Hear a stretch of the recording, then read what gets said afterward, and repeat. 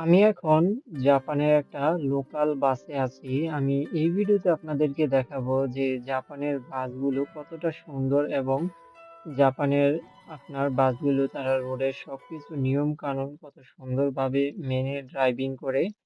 আর কি জন্য মনে করেন আপনার জাপানের রোড অ্যাক্সিডেন্ট কম হয় সেটাও আমি আপনাদেরকে এই ভিডিওতে দেখাবো।